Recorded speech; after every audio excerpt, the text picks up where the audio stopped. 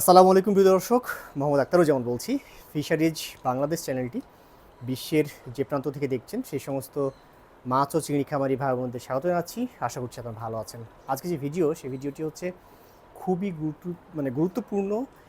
মন দিয়ে দেখতে হবে, তাহলে আসলে বর্তমান সময়ের যে সমস্যা আসলে বা যে প্রেক্ষাপট, ইরান এবং আমেরিকার যে যুদ্ধ, সেই যুদ্ধে আসলে মাছ চাষের যে প্রভাব পড়বে এবং সেই ক্ষেত্রে খামারিদের কি করে আসলে উতরাবেন বা কি করে খামারিরা আসলে এগিয়ে যাবেন, সেই বিষয়টি নিয়ে আজকের ভিডিও।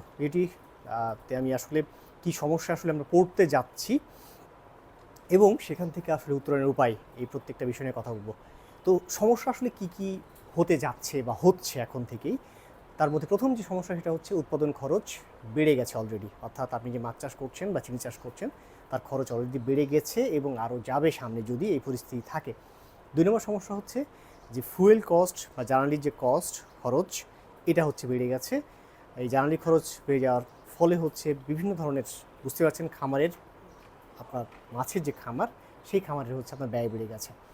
ফিডের দাম বেড়ে যাবে এবং সেই ক্ষেত্রে অলরেডি বেড়ে গেছে এবং আরও বেড়ে যাবে, এরকম ব্যাপারগুলো তৈরি হচ্ছে।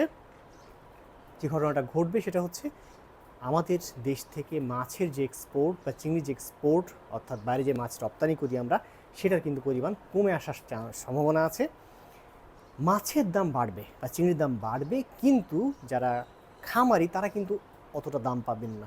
অর্থাৎ দেখা গেলো যে একেবারে কি বলবো, একেবারে শহর কেন্দ্রিক দাম বাড়ছে, কিন্তু আলটিমেটলি প্রান্তিক যে খামারি তারা কিন্তু দাম পাবেন না। এবং পরবর্তী যে সমস্যা, লাস্ট যে সমস্যা, সেটা হচ্ছে যে ছোট খামারিরা প্রচুর পরিমাণে ক্ষতিগ্রস্ত হবে। অর্থাৎ ছোটো খামারিটা খুব পরিমাণ ক্ষতিগ্রস্ত হওয়ার একটা সুযোগ আছে। এখন আমরা যদি বলি যে আসলে সমাধান কি, এই যে সমস্যা, অর্থাৎ ফুয়েল কস্ট বেড়ে যাওয়া, মানে বিভিন্ন বিদ্যুতের খরচ, বিভিন্ন জিনিসপত্রের দাম বেড়ে যাওয়া, কি সমাধান আসলে আমরা করতে পারি, এই মাছ বা চিংড়ি যারা খামারি যারা আছেন তারা আসলে কি এটা সমাধান করবেন। তার মধ্যে প্রথম যে এর মধ্যে আমি কিছু সমস্যা বা সমাধান নিয়ে এর আগেও বলেছি আপনাদের সামনে, আজকে আর একটু ডিটেলস বলি।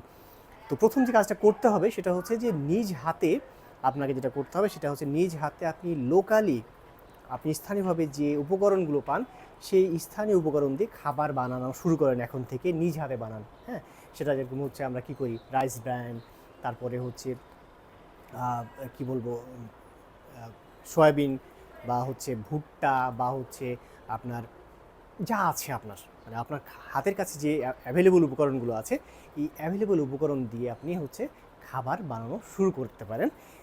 এছাড়া কিছু লাইভ ফিড আছে, যেরকম হচ্ছে আমরা লাইভ ফুডের কথা বলি, যেরকম অ্যাজোলার কথা বলে থাকি, তারপরে হচ্ছে আমরা কি বলি, ডাকউইড। এগুলো হচ্ছে আপনি খাবার হিসেবে এখন থেকে দেওয়া শুরু করতে পারেন বা এগুলো চাষ করতে পারেন। হ্যাঁ, তো অ্যাজোলা, তারপর ডাকউইড বা মানে হাঁস পোনা, যেটা মানে আমরা যেটা বলি, এই পোনাগুলো দিয়ে হচ্ছে, পানাগুলো দিয়ে হচ্ছে আপনি খাবার হিসেবে আপনি ব্যবহার করতে পারেন। তাহলে আপনার খাবারের খরচটা কমে আসবে। 2 নম্বর যে ব্যাপারটা আসবে সেটা হচ্ছে, আমি বারবার বলে থাকি, প্রাকৃতিক খাদ্যের উপর জোর বাড়াতে হবে। অর্থাৎ প্রাকৃতিক যে খাবার, সেই খাবারের উপর আপনি জোর বাড়ান। অর্থাৎ এই প্রাকৃতিক খাদ্য চাষকালীন সময়ে সব সময় পর্যাপ্ত পরিমাণে, অর্থাৎ পরিমিত পরিমাণে রাখেন, যেন হচ্ছে আপনার ফিডের খরচটা আপনাকে, মানে ফিডের খরচটা থেকে আপনি বাঁচতে পারেন। এরপরে যে বাবা 3 নম্বর যে কথাটা আমি বলতে চাই সেটা হচ্ছে, যারা এয়ারটেল ব্যবহার করেন কিংবা যারা হচ্ছে যাদের খামারটা একটু আধুনিক, সেখানে বিদ্যুতের ব্যবহার আছে, দয়া করে সেখানে আপনারা হচ্ছে সোলার, অর্থাৎ সোলার এয়ারটেল ব্যবহার করুন, সোলার পাম্প ব্যবহার করুন। এখন যে ব্যাপারটা সেটা হচ্ছে স্বাভাবিক, একটু আগেই বললাম যে কস্ট আপনার বেড়ে যাবে, কিন্তু সোলার যে ব্যাপারগুলো, সেগুলোর সুবিধাটা হচ্ছে আপনার ভবিষ্যতে আপনার বিদ্যুতের দরকার নাই, বা আপনার হচ্ছে বিদ্যুতের যতই সমস্যা আসুক না কেন, আপনি সোলার এই প্যানেলগুলো বা সোলার এয়ারেটার বা সোলার হচ্ছে যে পাম্প, সেখান থেকে আপনার খামারের এই আপনার যে এনার্জি, সেটা হচ্ছে আপনি নেওয়ার চেষ্টা করতে পারেন। যদি হচ্ছে মানে চেষ্টা করতে পারেন বলতে, এটা আপনাকে নিতে হবে পদক্ষেপ, না হলে কিন্তু আপনি বড় ধরনের বিপদে পড়বেন। এরপরে যে ব্যাপারটা সেটা হচ্ছে, আপনি ইন্টেন্সিভ পদ্ধতিতে যারা মাছ চাষ করছেন, একেবারে এনার্জির উপর নির্ভরশীল, মানে দেখা যাচ্ছে সারাক্ষণ বিদ্যুৎ লাগে, তো ইন্টেন্সিভ পদ্ধতিতে মাছ চাষটা বাদ দিয়ে আমাদের হচ্ছে সেমি ইন্টেন্সিভ পদ্ধতিতে আমাদের আসতে হবে, শিফট করতে হবে। যারা সেমি ইন্টেন্সিভ আমাদের বাংলাদেশে ম্যাক্সিমামই সেমি ইন্টেন্সিভ, এবং প্রয়োজনে পারলে হচ্ছে আপনি এক্সটেন্সিভে চলে যান। আগের যুগের যে মাছ চাষ, সাধারণ একটু প্রাকৃতিক খাবার, সাধারণ কিছু খাবার, এগুলো দিয়ে হচ্ছে আপনি মাছ চাষটা চালিয়ে যান। পরবর্তী যে সমাধান সেটা হচ্ছে আপনি পলিকালচার করতে পারেন। পলিকালচার বলতে আমরা আগে বলি রুই, কাতলা, মৃগেল, তার সাথে হচ্ছে বিভিন্ন ধরনের মাছের একসাথে যে চাষ সেটা আপনি করবেন। একক প্রজাতির মাছ চাষ আপাতত স্থগিত রাখেন, এটার ব্যাখ্যা অন্য সময় আমি দিব।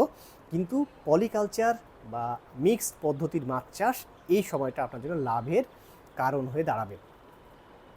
এরপরে যেটা সেটা হচ্ছে যে স্থানীয় বাজারটা আপনি দখল করেন। স্থানীয় বাজার দখল করেন বলতে আপনি যেই মার্কেটে হচ্ছে কি বলবো, অর্থাৎ সরাসরি আপনি যদি মনে করেন যে আপনি রাজশাহীতে মাছ চাষ করছেন, আপনি সেটা হচ্ছে সরাসরি ঢাকায় মাছটা বিক্রি করুন। অর্থাৎ মিডল ম্যান, অর্থাৎ একজন মানে হাতে না দিয়ে বা একজনকে হচ্ছে ওই এক জায়গায় বিক্রি করলাম, ওই দাম আবার হচ্ছে আসলো ঢাকায়, এরকম বিষয়গুলো না। আপনি সরাসরি ঢাকাতেই মাছ বিক্রি করেন, অর্থাৎ মিডল ম্যানের সংখ্যা কমিয়ে দেন। সরাসরি আপনি ওই মার্কেটে গিয়ে মাছটা বাজারজাত করার চেষ্টা করেন। এরপর যেটা সেটা হচ্ছে ছোটো খামারিরা একত্রিত হন। ছোটো খামারিরা একত্রিত হন বলতে যারা ক্ষুদ্র ক্ষুদ্র খামারি তারা একসাথে হন। তারা ফিডের বানানোর জন্য যে ইনগ্রিডিয়েন্ট বা উপকরণগুলো আছে সেগুলো শেয়ারে কিনুন। একা কিনতে গেলে দাম বেশি আসবে, সো শেয়ারে কিনুন। তারপরে দেখা যাচ্ছে যে মাছ যখন বাজারজাত করবেন তখন আপনার শেয়ারে হচ্ছে এই মাছগুলো বাজারজাত করার চেষ্টা করেন। তাহলে হচ্ছে আপনাদের কী হবে, আপনাদের হচ্ছে অনেকটা সাশ্রয়ী আপনারা হবেন। এরপরে যেটা সেটা হচ্ছে কম ফিড লাগে। দেখেন পয়েন্টটা হচ্ছে খুব গুরুত্বপূর্ণ আমাদের। কম ফিড লাগে এরকম প্রজাতি সিলেক্ট করতে হবে। দেখা যাচ্ছে আপনার তেলাপিয়া সারাক্ষণ খাবার খায়, পাঙাশ সারাক্ষণ খাবার খাচ্ছে, এইগুলো বাদ দিয়ে যে খাবারগুলো মানে প্রাকৃতিক খাদ্য অভ্যস্ত এরকম হচ্ছে আপনি মাছ চাষটা করুন। অর্থাৎ প্রাকৃতিক খাদ্য অভ্যস্ত, রেডি ফিডে কম অভ্যস্ত এরকম মাছগুলোর প্রজাতি আপনি চাষ করবেন। দরকার হলে এটা নিয়ে আমি আলাদা একটা ভিডিও করব, কোন মাছগুলো প্রাকৃতিক খাদ্যে বেশি অভ্যস্ত। তো এটা একটা ব্যাপার।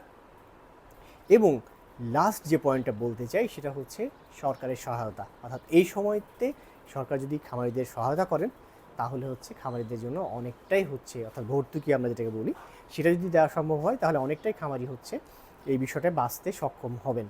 সব মিলিয়ে আমি যেটা বলবো সেটা হচ্ছে আপনার স্মার্ট ডিসিশন, আপনার একটা ভালো চিন্তা, আপনার সুদূর প্রসারী চিন্তা আপনাকে বাঁচাবে এই সময়টার সমস্যা থেকে।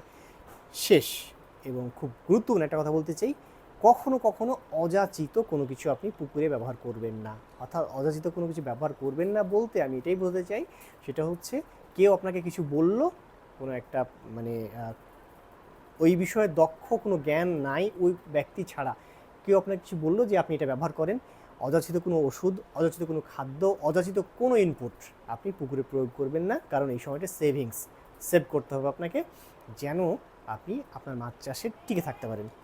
এই ভিডিও সংক্রান্ত বিষয়ে যদি আপনাদের কোনো প্রশ্ন থাকে তাহলে কমেন্ট সেকশনে গিয়ে কমেন্টস করুন, আমি চেষ্টা করবো আপনাদের প্রশ্নগুলো উত্তর দেওয়ার জন্য। ভালো থাকবেন, দেখা হবে অন্য কোনো দিন অন্য কোনো ভিডিও নিয়ে। সে পর্যন্ত আল্লাহ হাফেজ।